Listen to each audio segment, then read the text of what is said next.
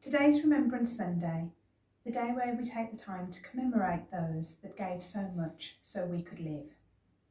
We would normally begin our commemorations with the Festival of Remembrance at West Bromwich Town Hall, and due to the current situation, this has not been able to take place. Therefore, I would ask you to join us whilst we share with you elements of the festival which have been specially recorded for you today. This year would have been the 75th Festival of Remembrance, inaugurated by the then Mayor, the late Alderman J.J. Grant. This year, we would also have celebrated the 75th anniversaries of VE and VJ Day, such important dates. Sadly, we have not been able to commemorate as we would wish. Amongst the pieces today, you will hear a schoolboy's poem read by a local resident. A local minister shares his thoughts on remembrance, wartime connections to our towns, and songs provided by friends of the festival who all wanted to remember in their own way. In addition, you will also hear the ode spoken by residents of our borough as we come together to remember. We know that many of you will have missed not being able to attend the festival this year, but we also know you understand and appreciate the decision has been taken out of our hands. We hope you find some comfort in the day and take time to quietly remember the importance of the day, and also hope this will serve as a reminder of the past and honour those who served and are serving their countries so valiantly. Please continue to take care and stay safe. Thank you. This poem is by Joshua Dyer, who wrote it in 2019 when he was 14 years old. The poem is called 1,000 Men Are Walking. 1,000 men are walking, walking side by side, singing songs from home, the spirit as their guide. They walk towards the light, my lord, they walk towards the sun. They smoke and laugh and smile together, no foes to outrun. These men live on forever in the hearts of those they saved, a nation truly grateful for the path of peace they paved. They march as friends and comrades, but they do not march for war. A step closer to salvation, a tranquil, steady corpse.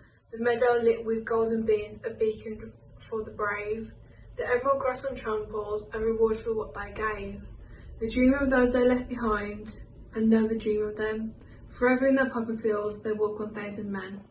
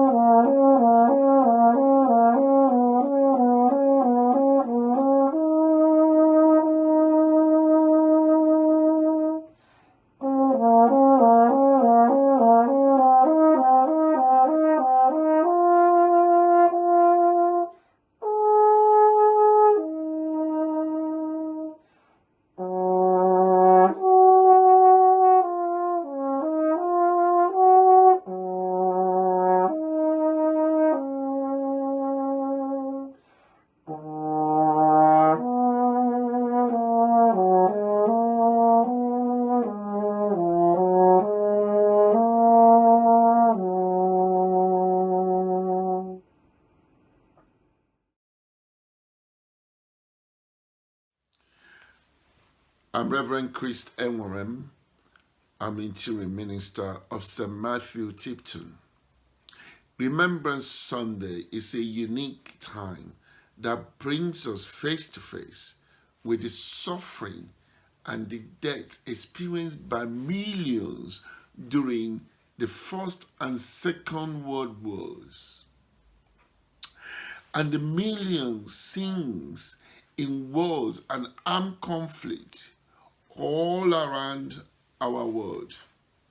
And this year, we must remember the courage and sacrifice of these men and women.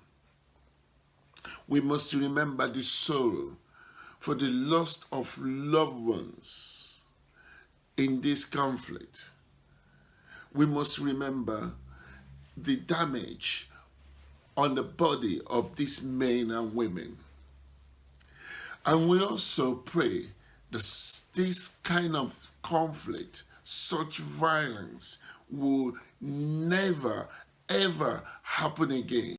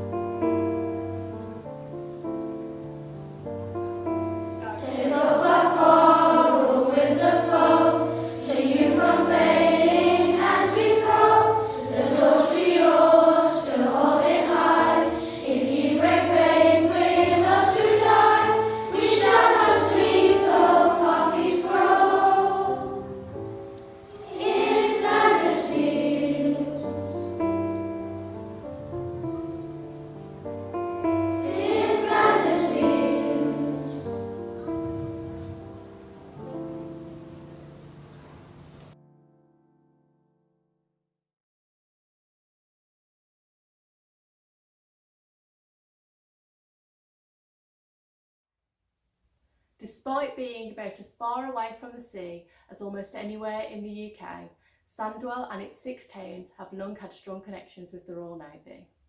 Since before the First World War, the Royal Navy enthusiastically recruited locally, particularly from the ranks of men experienced in working in the heat of our foundries and metal furnaces.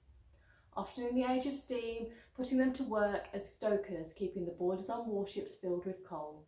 This was hot, hard and brutally exhausting work.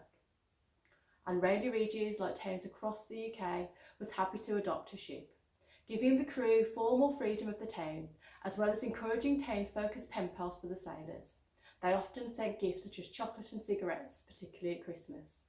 However, most appreciated were the hand-knitted woolen hats, socks and vests knitted by the mothers, wives and daughters of Raleigh Regis men on active service. These were essential wear on long watches during winter nights on the vast oceans. Raleigh Regis Borough Council adopted HMS Tumult, a destroyer being built by the John Brown shipyard on the Clyde near Glasgow in March 1942.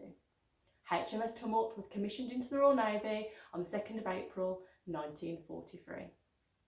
HMS Tumult sank 2 German U-boats during her first tour of duty in November 1943 and March 1944, and captured and sank the Italian merchantman SS Olympia on October the 16th, 1943. When Tumult returned to England for a refit in November 1944, her captain and crew were invited to a public reception by the Mayor of Raleigh Regis. At the end of the reception, Lieutenant Peter Carpenter presented the town with a large Nazi flag, found by him under the Olympia's captain's pillow, when he had led a boarding party onto the ship before she was sunk. After the reception, the crew were dispersed to different ships, but Raleigh Regis maintained her connection with HMS Tumult until she was sold and scrapped in 1965. The Nazi flag is now kept in the Sandwell Museum's collection. There are no plans to put it on display. West Bromwich, 1939. Charity Bick, a 14-year-old young lady from Maud Street, West Bromwich, an employee of Crooks and Gerard and Company, claimed to be 16 years old because she wanted to volunteer as an air raid warden. Apart from a few false alarms and exercises, nothing much happened for the first year. The air raid sirens didn't sound in West Bromwich until the 25th of July, which actually was a false alarm. It wasn't until the 166th alarm at 7 p.m. on the 10th of November that the first of 5 bombs fell on West Bromwich, destroying several houses and a nearby water main in Shaftesbury Street and Law Street in Tamptony. Nobody was seriously injured. And no more bombs fell until the 185th warning on Tuesday the 19th of November. West Bromwich was pounded by a wave of German aircraft with bombs falling from 7:30 p.m. that evening until 4:30 a.m. the following morning. Charity was on duty that night, and an official report recorded. During a very heavy air raid, Miss Bick played an heroic part under nerve-wracking conditions. At the outset, when incendiary bombs began to fall, she assisted her father, a post warden, to put out one of these in the roof of a shop with the aid of a stirrup pump and a bucket of water. The pump proved to be out of order, but nothing daunted her. She proceeded to splash the water with her hands and eventually put out. But whilst endeavouring to get out from the roof, the charred rafters gave way and she fell down to the room below, sustaining minor injuries. Miss Bick and her father then returned to their post. Almost immediately, high explosive bombs began to fall and a terrific explosion almost shook them to their feet. They discovered that a bomb had destroyed 2 houses opposite and another one nearby. The wardens attached to the post were all on duty, so she borrowed a bicycle and rushed out to take a message to the control room amid shrapnel from guns and falling bombs. She made repeated attempts to get through and at several times had to dismount and take cover. Eventually, covered with dime, she delivered the message. She made 3 journeys from her post to the control room, a distance of approximately 1¼ miles during the height of the raid, and made further journeys afterwards. Miss Bick, by acting as a means of communication between the warden's post to which she was attached and the control room, did very valuable work and released other wardens for duty. She displayed outstanding courage and coolness in very trying circumstances. Charity was awarded the George Cross for her actions that night. She remains the youngest ever recipient of the United Kingdom's highest award for civilian bravery, awarded for acts of great heroism or for most conspicuous courage in circumstances of extreme danger. As well as her George Cross, Charity was given a new bicycle by the management of Crooks and Gerard. And Charity Bickway in West Bromwich, of course, is named in her honour. Her portrait was commissioned by the War Arts Advisory Commission in 1942 and now hangs with pride in the Imperial War Museum. Aged 18, Charity joined the Women's Royal Auxiliary Air Force in 1943, retiring in 1962. She died in Scotland in 2002. One of Sandwell's more eccentric members of Parliament and flamboyant had a particular adventurous First World War and remarkably came through without a scratch. John Jack Norton Griffiths was a civil and mining engineer born in Somerset in 1871, and apart from during the 1910 election and a recruitment drive during the First World War, doesn't appear to have had much to do with Wednesbury, where he was elected MP in 1910, or with Parliament really. His extensive international business interests took up most of his time before the war started. Amongst friends, he was nicknamed Monkey Eater, as it was claimed he had once eaten a monkey as a bet. After a short stint serving in the household cavalry, Jack had arrived near penniless in South Africa, aged 20, seeking his fortune. And unlike most of the men getting off at the same steamer, Jack found his, working initially as a policeman, soldier and bodyguard during the Boer War. Then, as a gold miner and a railway engineer, Jack returned to England in 1908, a wealthy man and chairman of the Civil Engineering Company with contracts in Africa, Canada and the USA. When war broke out in 1914, Jack formed, at his own expense, an independent cavalry regiment, 2nd King Edward's Horse. Recruited mainly from Canadian, Australian and South African expatriates, but almost as soon as it was formally recognised, he left, working instead directly for General Kitchener, to set up a number of independent tunnelling companies with the job of mining under the German trenches and blowing them up. In all, he recruited over 20,000 men, who were often sent to France with only 3 days' basic military training. They weren't expected to fight, just to dig. A significant number of miners from Tipton and Wednesbury joined up, and even a number of his own employees from Manchester, whom he first laid off before offering them employment as Royal Engineer tunnellists. By 1917, his involvement with tunnelling was over, but he was asked instead to lead a raid to destroy Romanian oil fields and infrastructure. Romania had joined the war in 1916, siding with the Allies, but its armies were in full retreat from the Germans. The British High Command wanted the oil fields destroyed before Germany could capture them. Going from town to town with a team of engineers, he destroyed over 30 wells and the entire Romanian oil industry, and more oil than the Germans were using in a year. Jack stood down as Wednesbury's MP in 1918 and instead was elected for the London constituency of Wandsworth. He continued his engineering company, but got into financial difficulties in Egypt, where he had contracted to raise the height of the Aswan Dam. One morning in September 1930, he was found dead, floating in the sea off the Alexandrian beach, a bullet hole in his temple. The coroner reported death by suicide, although his family dispute this, claiming instead that he'd been assassinated by Romanian secret agents in revenge for his attack on the oil fields. He got his nickname Monkey from having, it was claimed, eaten a live monkey in South Africa for a bet. He was also Liberal Party leader Jeremy Thorpe's maternal grandfather. After war was declared in August 1914, there was an immediate rush by men across the Black Country and what is now Sandwell to join up. Many of them didn't come home. 2 men who joined up quite early were Horace Gittins, a journalist from Tipton, and his best friend Harold Keller, a school teacher in Tipton. Horace had tried to join up in August twice, but couldn't get into the Warwickshire regiment, which was recruiting locally.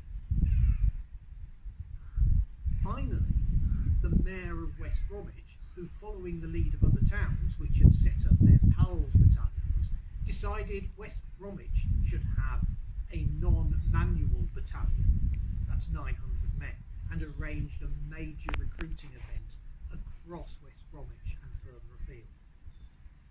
By the time he held this event, towards the end of October 1914, that immediate rush of recruitment was over. Most people who wanted to join up had joined up. And Horace and Harold were amongst only about 100 men out of the nearly 1,000 that would have been needed to set up a West Bromwich battalion to join up.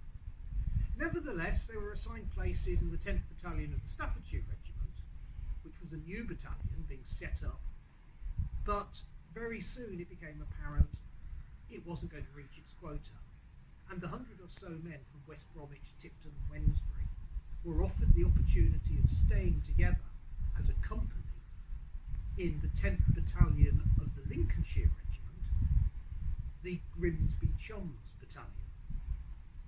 It seems that all the West Bromwich and Tipton men went to join the Lincolnshire Regiment from the Staffordshire Regiment. Horace did really well. He was promoted to Quartermaster Sergeant in charge of the company's trench mortar group, and was one of the first to go over the top with the rest of his company on the first day of the Battle of the Somme, attacking La Boiselle, where miners employed by Wednesbury's MP Jack Norton Griffiths had blown up a massive mine shortly before the attack started. It was a failure. most men of the first wave were shot down, including Horace and including Harold. Their bodies were found, but later lost as the battlefield moved backwards and forwards with the front line changing hands. Horace's father, living in Ocker Hill, received a letter from Horace's commanding officer, which stated, "He advanced fearlessly towards the enemy, as smartly as if he was on parade." That letter arrived at his father's house on Horace's birthday. We've remembered and commemorated the 4 men born in what is now Sandwell, who were awarded Victoria Crosses in the 2 World Wars. But we often forget a 5th, who wasn't born here, but certainly had a strong connection with Smethwick. Herbert James was born in Ladywood, Birmingham. His family moved to Bearwood when he was a child, and in 1906 we found him as a young adult teaching in a Bearwood primary school. He subsequently moved to the Brasshouse Lane Infant School, also in Smethwick, which he left in 1910, seeking perhaps the safety of a career as a soldier in contrast to the perils of the classroom. Initially, he joined the 21st Lancers as a trooper, but was identified as officer material, and in 1914 was commissioned into the Worcestershire Regiment. Herbert and his battalion were sent to Gallipoli in early 1915. He was awarded his Victoria Cross for defending, alone, a line of trenches protected from an attacking Turkish force by a barrier built of dead bodies. For over 30 minutes, he held up the enemy attack, throwing grenades over the barrier until a more substantial defence was built behind him. He was later awarded the Military Cross and stayed in the army, reaching the rank of Major until he retired in 1930. He seems to have led a somewhat unstructured life after this, eventually finding work as an art dealer and living in Kensington, where he died in 1958. It is apparent from the coroner's report that he was probably, and understandably, suffering from post-traumatic stress disorder at a time when the usual GP response would be to tell the patient to simply buck up. We do better today, but should perhaps, as we remember today those who have given their lives, also spend a moment reflecting on those who have survived but still suffer as a consequence of their service.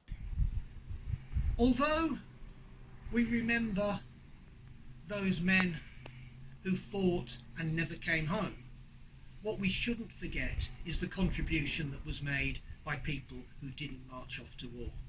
And across Sandwell, and the towns that now make up Sandwell, the contribution to the war effort in both the First and the Second World War by our factory workers is uncountable.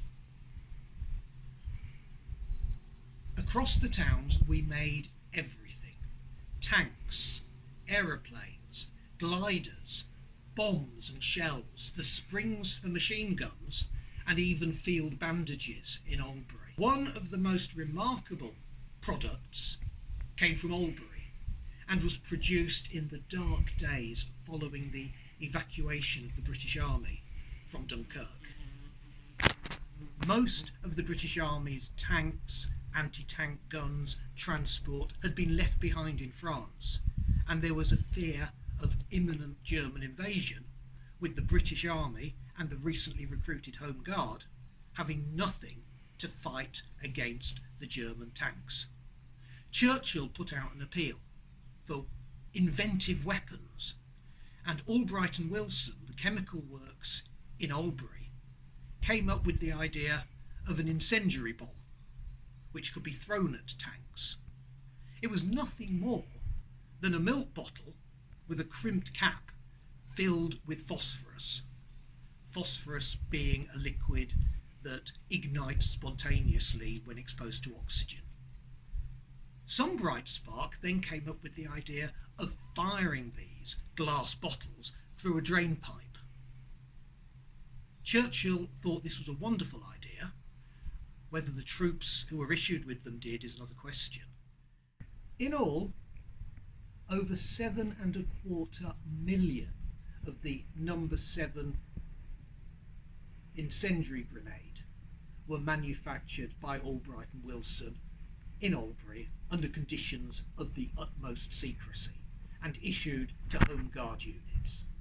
They were never issued to regular army units, as the German invasion of England never took place, and by the time the British Army was ready to go back on the offensive, it had new anti-tank guns, more tanks, more of the equipment it needed. But still today, crates of these bombs are found, left under running water as per their operating instruction, in streams and in canals across the country, and forgotten as the sense of urgency and the sense of danger of German invasion gradually lessened and declined. And that's just one of the many contributions made by the nameless and often forgotten workers of our factories, workshops and industries, without whom this country could not have been defended.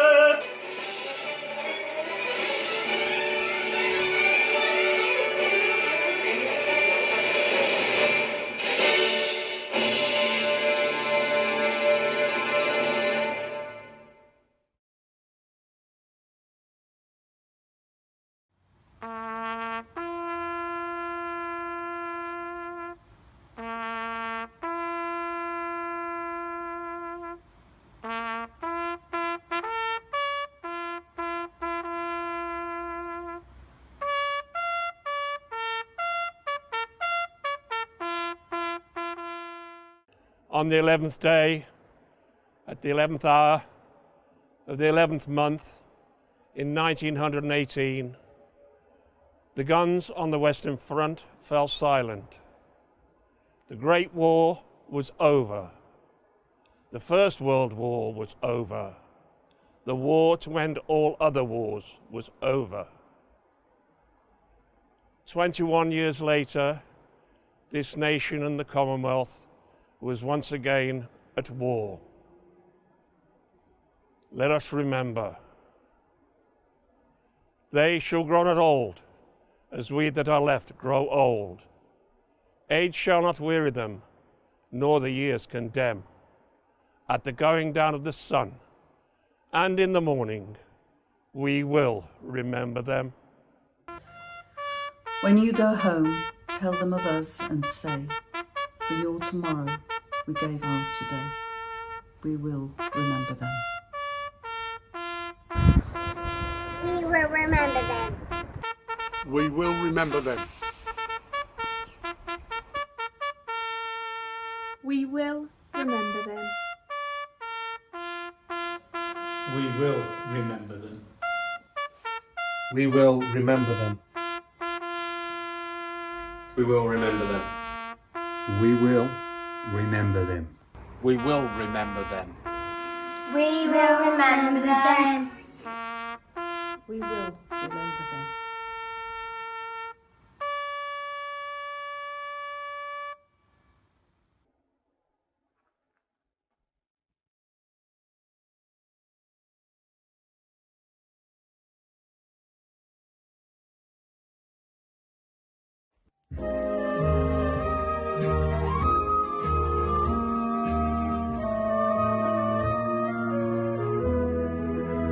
When the lights go on again, all over the world, and the boys are home again, all over the world, and rain or snow is all that may fall from the skies above. A kiss won't mean goodbye, but hello to love. When the lights go on again, all over the world, and the ships will sail again, all over the world. Then we'll have time for things like wedding rings, and free hearts will sing. When the lights go on again, all over the world.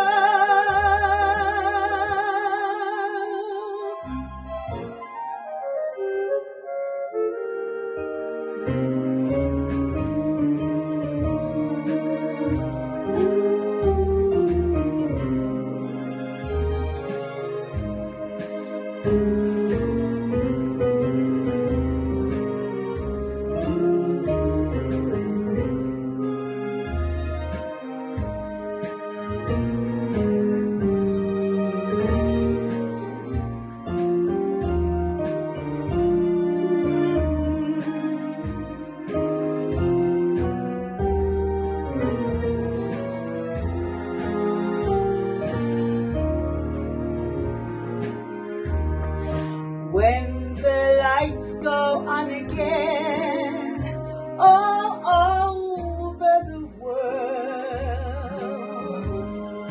and the ships will sail again, all over the world, then we'll have time for things like wedding rings